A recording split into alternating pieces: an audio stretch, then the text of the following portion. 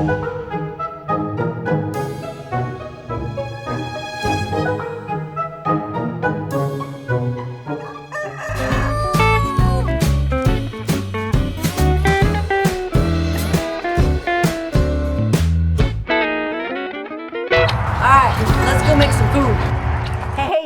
to Cook on the Farm.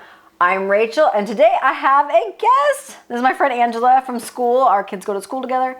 I'm going to teach her how to pressure can all that beautiful bone broth that we started. Come on in, I'll show you what we need. So you're going to need some rings, and you can reuse your rings. Then you're going to need some button top lids. These are new, have not been used. You don't really want to reuse them. You're going to need some Vaseline to make sure your seals are lubricated. You'll need some sort of a canning funnel, some vinegar. I'm using a fat separator, a jar lifter, a rag, and your jars. You want to make sure you can with a jar with a label on it. If it does not have any writing on it, you don't want to pressure can it because it's not safe. It's not approved. So you want to make sure you have the labels on it. So I have my two Presto pressure canners in front of me. I got this one from my aunt. This is a dial, and this is a weight on it. So they both have the same vent hole. This one is just a weighted gauge. It jiggles for your altitude. This is a 5-pound weight.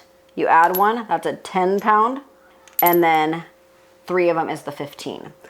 For my altitude, I am at a 10-pound weight. So I just keep this guy off to the side, and then when I clean my canner, I put it inside with all the rest. That is according to where you live? Yes. Okay. So yes. I'm also going to show you how to keep your machine safe and up and running.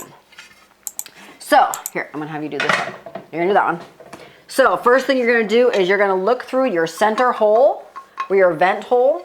So this is your vent hole right there. You're going to look through it and make sure you can see through it. And then you're going to blow through it. So it's exactly the same, guys. All right, so then you'll have a little black piece right here, right there. You're gonna wiggle it a little bit. Don't push hard, just make sure it wiggles just a little bit. And then you're gonna make sure your pressure is movable. So then with your dial, you do have to dial them in. You do have to make sure this is accurate, and that's how you can use the jiggle gauge on those. All right, so then we're gonna put this upside down. We're going to take out our seal. And so these can get pretty dry. So what I'm gonna do is I'm gonna grab a little bit of Vaseline on my finger, and I'm gonna kind of go like this, and I'm gonna do it on the sides.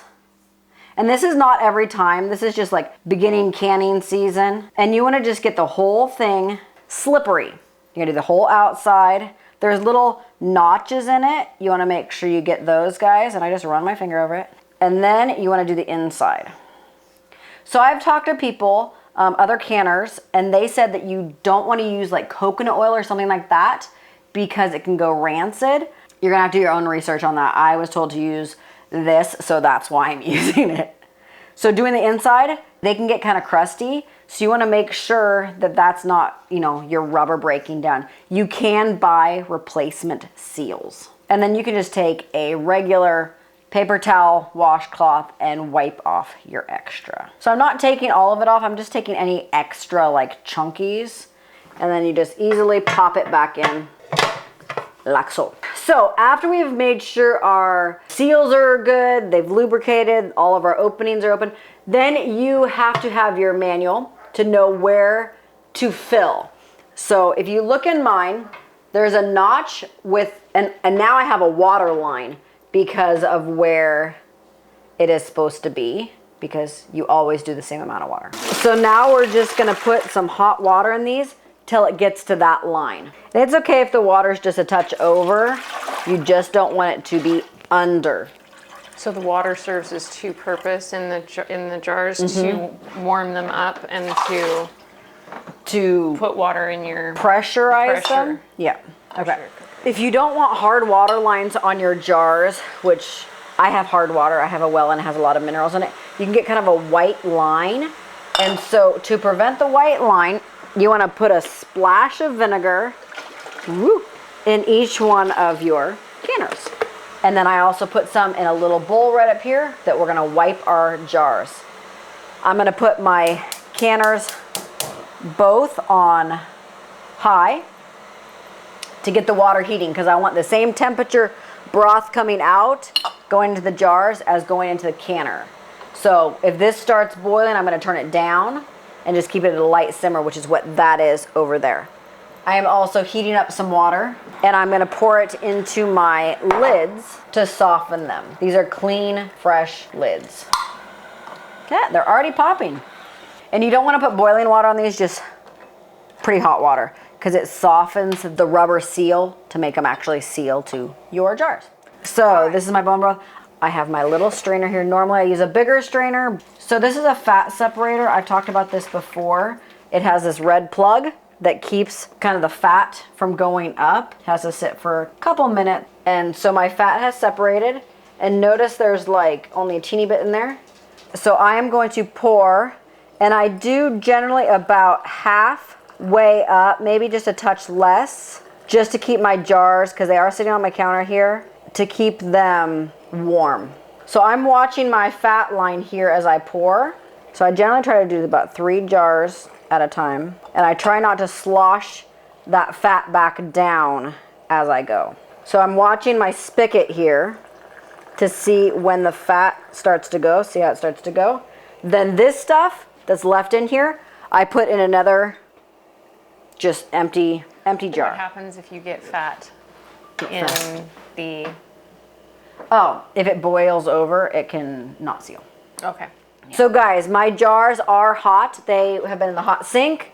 We actually used the water that was in them to fill these guys up. So these are hot jars still. I am following the Ball Complete Book of Home Preserving. Save that 5 times fast. My uncle suggested this to me. Pretty much everyone on YouTube that cans uses this guy. I've done chicken and I've also done turkey. So I kind of wrote turkey there. It is the same timing.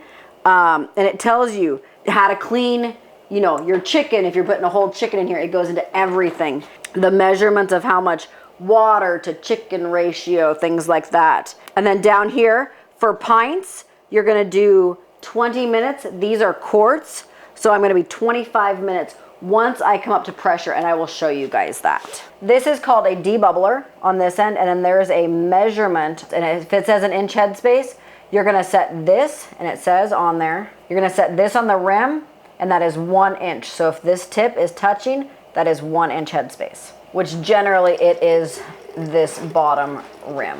You pour it all the way to the top? All the way to this rim right here. And because this is a liquid, we do not need to debubble, but if this had chicken or beans or, you know, something else, something with some substance, you would need to debubble that. So we have checked our jars for cracks across the top of the rims. And so now what we're gonna do, I'm gonna take vinegar on a rag. You can use a washcloth or a paper towel. You wanna go around just the top of the rim. You don't need to do the outside or the inside, just the top. You're going to grab one of these. This is a magnet, unless you have like hands that can touch super hot stuff. And then you're gonna drop your rim down. So when you do fingertip tight, you're not gonna crank it. So I can't touch this jar, it is very hot. I'm gonna spin it and then barely touch it with my bottom hand and tighten it. I'm not cranking on it like that because you will have a bad seal and it will not go. Then you grab your jar picker upper. I generally put some sort of a heat pad, washcloth, and you're just gonna set it in. And I set it toward the back so I'm not gonna dink jars as I go in with the rest. So I am going to make sure my wiggly thingy is in the back. I'm gonna lock my lid down. You're gonna get some air escaping. You're gonna crank this up to high. So this area, you're gonna see a vent of steam, and I'm gonna figure out how to show you, because on all the YouTube channels, you don't really see it. But you're gonna see a steady stream of steam for 10 minutes. I'm gonna set my timer. Now what that is you're letting off all the air and building pressure. Then this little guy is gonna start popping up and jiggle, and this guy's gonna start spitting. And when after that 10-minute timer goes off, That's when you put your weight on. Do not put it on now. You will have unsafe food. Do not put this on now. Leave it next to your stove. 10-minute vent, and I'll show you what that looks like. So this is what you're looking for, guys. Steady stream of steam. So again, we're gonna wait for this same venting to happen here, but we're gonna also, you know, we can see the pressure is building in there. Okay. So 10 minutes once that starts doing this guy. Okay. On that.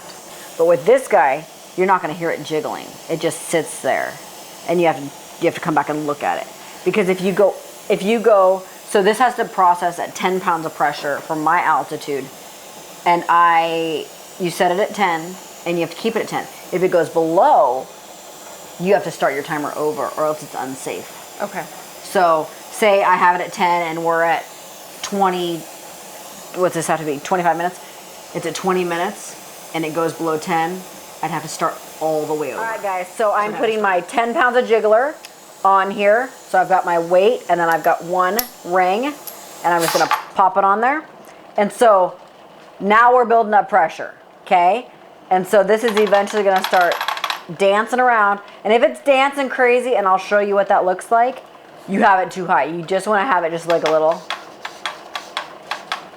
because it's letting off just a little bit of steam so it doesn't get too overpressured. And people are worried about these things exploding. They won't. They have a safety mechanism back here, that little black thing that we tested at the very beginning, that safety mechanism. If something does have way too much pressure, that will actually pop out. Your kitchen will be trashed, but it'll pop out because it's saying that there's too much pressure. So that's why you don't want to like, okay, we're good, let's go, go take care of the horses. No, you have to stay in the vicinity where you can hear your jiggler or see your dial. So this is the dancing that you're looking for. I'm gonna get it, I'm slowly turning down my burner so it's just barely dancing here. Once I get it to the barely dancing phase, I am gonna set my timer for 25 minutes. Some people are like, oh, you want it to dance 4 times a minute? I like it to keep a steady little rocky thing going. So if this starts to rockin' like, you know, it's doing the hula major, you're gonna turn it down just a little bit. Not big turns, just teeny itty bitty little turns. So this guy is ready to top, so go ahead and top that. And this is not a jiggle weight. This is not gonna do this. It isn't gonna dance. It is literally just gonna start building pressure. So I'm gonna have David swing around, we're gonna swap spots, and he's gonna show you how we're actually gonna watch our dial hit 10 pounds of pressure, and then I'm gonna turn it down so that it stays at 10 pounds. Again, if this dial goes under 10 pounds of pressure, once it's up there, you have to start your timer over. If this completely stops for more than a minute, start your timer over. You wanna make sure your things are super, super safe. This guy has 11 minutes. We're starting the time on this guy. So you could have a little over 10 pounds of pressure. You can have a little over, but you don't want it under at all. So I'm just gonna kind of play the yo-yo game with my my knobbies here. I'm gonna set my timer for 25 minutes and get this going. I also wanted to show you, this is not canned. This is the last little bit of what I had in my roaster. This is yesterday after 24 hours. This is after about 60 hours. So you can see the color. And Angela just tasted it. Tell me what you said was the difference. There's a lot more nutrients. You can actually taste the nutrients in this, where this is it's just broth. Mm-hmm. It's not, you're not getting, you can taste the nutrients in this. But they're a huge difference. What about, like, is it, because, like, you know, there's so much scrappies in the bottom of that. Mm-hmm. Is there any, like, floaties? No, you don't taste the floaties. And I actually tasted it straight from the thing. Like, but you don't get any of that in there. You don't taste that. You're literally just tasting all the nutrients that you need that went into the broth. Exactly. So I took a second and I went to the bathroom and it dropped under my 10 pounds of pressure. So I just restarted my whole timer. This can happen to seasoned canners, okay? So you hold your bladders, which it boils down to, guys. So this has stopped jiggling. My timer is off. Do not remove until this has completely dropped and you've waited at least 5 to 10 minutes. Because again, if you take this off, everything will explode because you'll let in all that cold air and it just would not be good. You would literally lose 7 jars of liquid gold. All right, so we'll bring you back when this guy drops and show you what it looks like. Okay guys, so my timer just went off for this guy. Again, turning my heat completely off, no touchy. This guy is still coming off of pressure. This valve thing is still up. I'm looking at the clock. She's got to get home to make dinner for her family. She's taking this bone broth with her. This is not canned. This is just the last little bit that was in there. We're gonna go to a baseball game. So I'm gonna let this completely come off pressure. We'll be home in about an hour and a half, 2 hours. And when I get home, I will bring you back and show you what we're gonna do. We're gonna take the jiggler and the weight off. There should be no noise. These guys should be flat and they should be pretty cool to the touch. So I'll bring you back for that later. Thank you again for joining me. It was awesome. I had so much fun. Me too. All right, guys. We'll see you back in a little bit. All right, guys. So it has been 4 hours. We went to our baseball game, and then my neighbor called and said, hey, power is out. So we're like, we need to just grab some dinner. They are cool to the touch. I mean, they're warm. Like I can hold my hands about that long. Okay. This piece has gone down. So what you want to do is when you pull your thing off, you want to listen to make sure there's no air. So no air on that one. And I put my one that I took off, I put it on so I don't lose it. Again, listening. Nothing. All right. So then if you had a spurt, you would let this sit for another few minutes. So what I'm going to do is I'm going to open these up. And it's still pretty warm. I can feel steam coming out. I'm going to offset it just enough so David can show you how it's just barely letting some cool air in there. So in the summer, when you have the AC going, you want to definitely make sure you do not skip this step. Because, you know, your AC's on in your house. That cold air gets in there, and that's when you can have jars break. All right, I'll bring you back in a couple minutes when these have been open for about 5 to 10 minutes. It has been time. And because it has been so long, these guys have probably already sealed. Can you see how gorgeous this is? So pretty. Generally, if you bring them out at time, they come off pressure, you instantly, start doing this process, they would still be bubbling in here. And I'll check to see if they've all sealed when I get everybody out.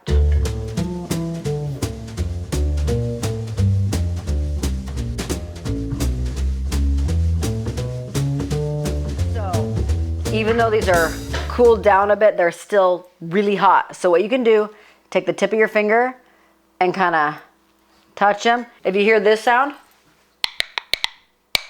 it has not sealed yet. When they're completely cold, if it's making that noise, it needs to go in the fridge. It is not shelf stable. These will not move for 12 hours. They will just stay here, completely come to room temperature.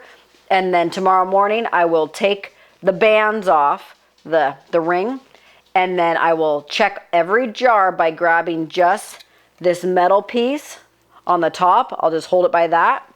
Obviously don't lift it too high because if it doesn't seal, it's making a mess. And then I'm gonna wash all my jars. So I'll bring you back tomorrow morning to show you. Okay guys, so it is the next morning. All right, I have already been cleaning some of these. Our bone broth has come to room temperature. It has been on the counter. I have not touched it.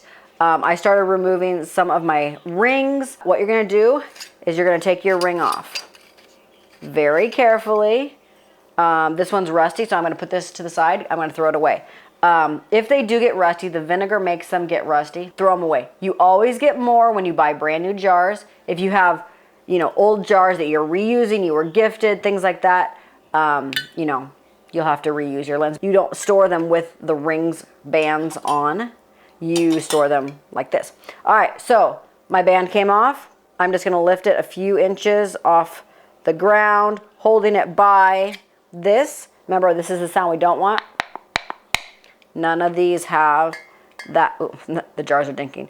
None of these have that sound. Remember, that's not a good sound.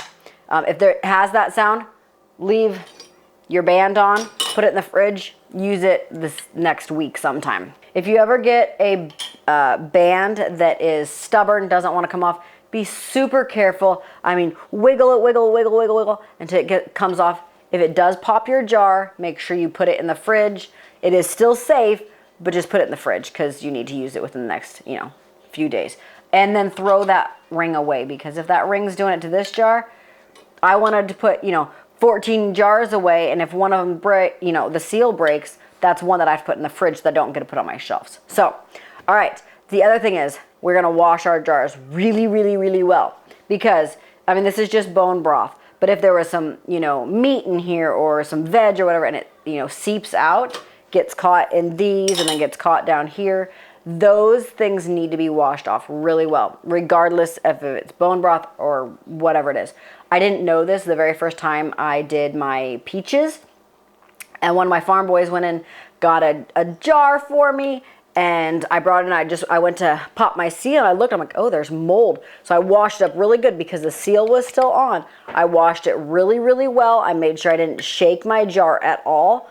So then when I popped my seal, I looked inside at, the bottom of my lid. My lid was clean. There was nothing on it. There was no discoloration to the food inside. And the smell smelled like peaches. So I knew that it was still safe. Again, if that button top makes this noise, when you take these off, it goes in your fridge. All right, let's move over to the sink and I'll show you what to do next. So this water it's room temperature, a touch cold. So what I'm doing is I'm scrubbing.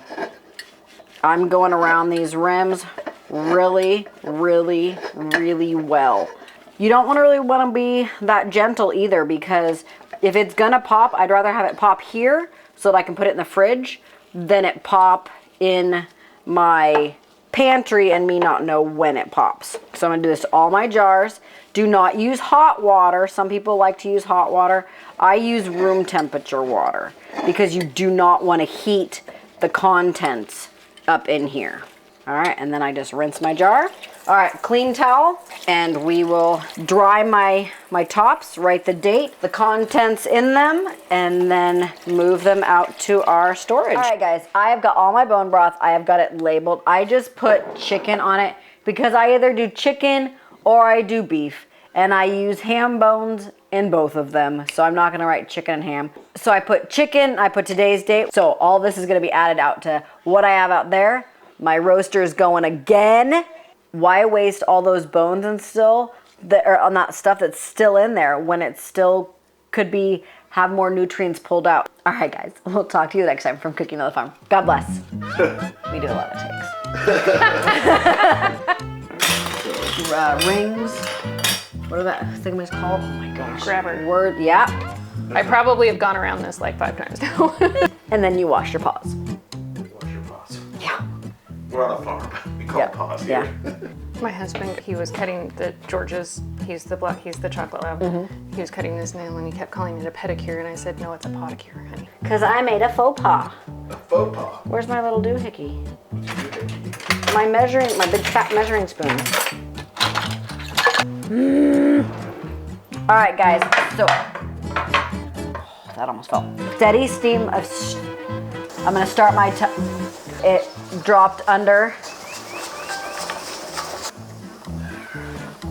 You need to hurry up, you know that, because I have to leave in 20 minutes. The measurement, I want to squeak. The measurement.